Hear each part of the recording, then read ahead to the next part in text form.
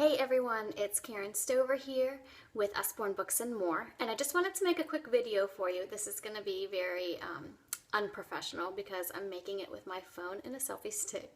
My husband is off painting, so I don't have him to film for me, but I wanted to show some of you with preschoolers some books that you could add to your curriculum since so many of you are thinking about homeschooling for preschool. So I'm going to start with our Lift the Flap books that we have that I would recommend for a preschool curriculum. The first one is How Do Flowers Grow? And this is from our Lift the Flap First Questions and Answers series. These are all great series. What they have is they have questions. For example, what are the main parts of a plant? And then underneath the flap, you will find the answer. That's the flower head.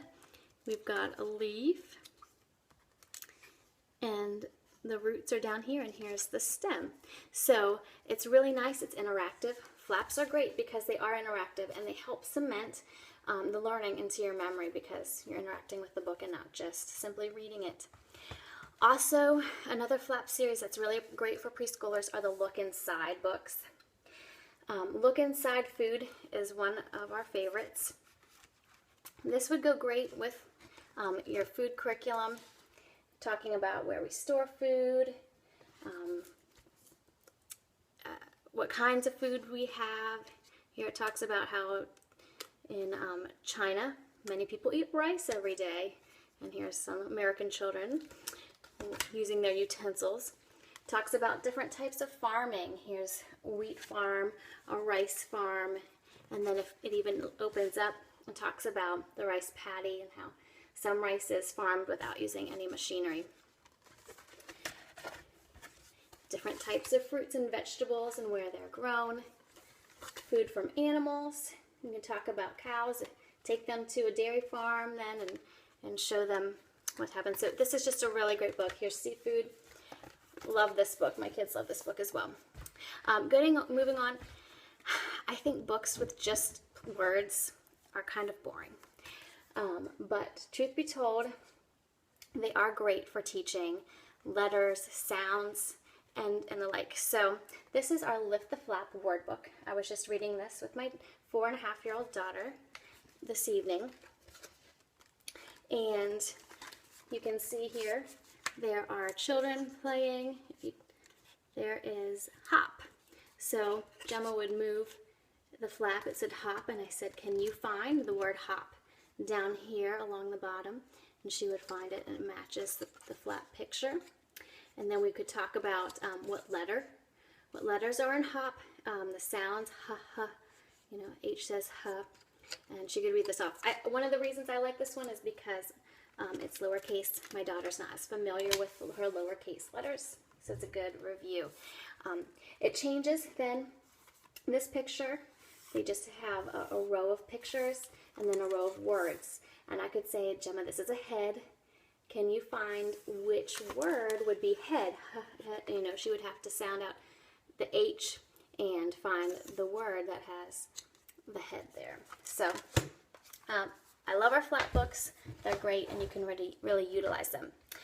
Our Wipe Clean books are great too. These are fun. They come with a marker, and as long as your kids don't mistreat the plastic, you can keep the marker under the plastic here. My kids don't treat it respectfully all the time, so we lost our marker and our plastic. One word of warning about the markers: they will stain clothes, so you might want to go out and get a dry erase marker. Any dry erase marker will be fine, and you can find a washable one, and that would probably be better. So the kids here have dots to trace and make their letters. I said this is the first letters book. If you're just starting out teaching your kids letters, I probably wouldn't start with this one. I would probably get the capital letters one. We also have a lowercase letters one, but the first letters are all lowercase. So you can see Gemma here has written her E, and then you just take a paper towel or a towel that you can wash in the washing machine, clean it off, and they can use it over and over and over again, and that's great developing that fine motor skills, the coordination, and the proper hand grip for writing. We talked a little bit about these 1001 things to spot. These are wonderful for counting and also just discerning where things are. So here they want to find 3 yellow spiders and look on this page. And we have a ton in this series of 1001 things to spot. They'll keep kids entertained for hours. We also have a series of 1000. This book is 1000 things to eat. We have 1000 things that go, 1000 animals. Once again, as an adult, this is kind of a boring book. It just has pictures along with the words that coordinate with them. But this is great for building vocabulary. If you have a picky eater, I strongly recommend this book.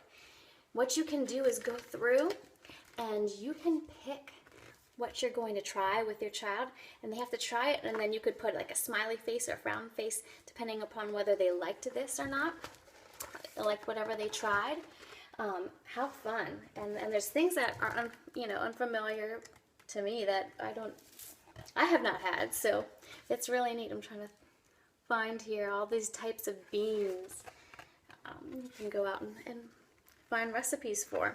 So if you have a picky eater, get this book and see if you can expand their palette a little bit. Okay, we have our Usborne beginner books. These are really nice for our nonfiction. I love the Caterpillars and Butterflies book. It's not that page. But look at the pictures here. Aren't they beautiful? And they really capture the kids' attention. You can see the caterpillar eggs there. And just fairly simple text. Obviously, you will have to read that to them. But they are really fascinating books, and you'll learn a lot too as you read them. I did mention nursery rhymes and how important they are. It has been shown that students or children who are 4, if they know 8 nursery rhymes or more, they're going to be top of their class readers and spellers by the time they are 7. So this is our nursery rhymes collection book. I love it. It comes with a nice slipcover, and then it has like a hardcover fabric, kind of like an antique type book. That's the back of the book. There's the front. And inside you will find beautiful illustrations along with the nursery rhymes. And a lot of these are classics. Some of these I wasn't even familiar with. But and they're quick and easy to read. So it's nice to sit down and just go through those. Okay. For social emotional, I recommend Tale of Two Beasts. This is my son's favorite right now. He is 2 1/2. And it's really cute because it starts with this little girl who's walking through the woods, and she finds a little beast, and she decides that she's going to rescue him, and she takes him home, and she just takes care of him. And in the end, he ends up running away, and she is so sad. But then you get to the middle of the story, and you get to hear the beast's side. And he says that he was ambushed by a terrible beast who took him home and tortured him. And so it just goes to show that every side has 2 stories, and it has a really cute ending too. So you guys will enjoy that one. To teach alphabet, I'm going to put down B is for bedtime. I really like our illustrated alphabet book, but I don't own it. So I'm going to go for B is for bedtime, and it's basically it's an alphabet book that goes through the steps that a child and his parents take to get ready to go to bed. So, and it goes through all of the alphabet. So that's good also for teaching your letters. For art, we have our fingerprint activities book. Inside, it has little pictures that you can make with just using your fingerprints. It teaches you all the steps there. And if your kids are working on their fine motor skills too, you might be able to get them to actually fill in the details then on all the animals that they make with their fingers. So really cute, comes with this pad and whatnot. Lastly, I'm going to talk about our collections that help teach reading. Obviously, you don't have to tackle this until your kids are in kindergarten, but if you want to give them a little bit of a head start, we do have our very first reading set here. I'm trying to find where, It is $69.99, so $70. It comes with 15 hardcover books, and they introduce the letters and their sounds in a specific order. And it comes with this little parent's guide so that you can know exactly how to go through each step. And they're also what I would call dual reader. I'm going to pull out the first one, Pirate Pat, here. It's a really cute story. And what you would do is, as the adult, I would read this text, and then my child would read tap, tap, tap. And it goes through, and she can learn, and all these larger print letters are for your child, and they are only dealing with the sounds that they currently deal with. So the books get more and more complex as you move on. If that one's a little too salty for you, we also have the Start to Read pack, which is a smaller version, and this one is $40, $39.99. And this has 8 books, so it's more compact. You kind of learn at a faster rate.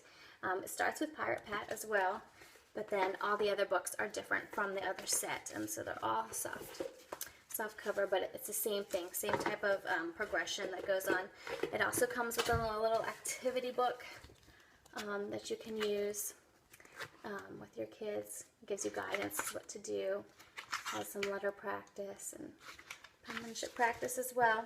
And it also comes with an alphabet chart that you can hang up. So I hope that gives you some idea of some of the books that you can get that would help you with schooling your child in preschool. If you have any questions, please feel free to let me know. Thanks, guys. Bye-bye.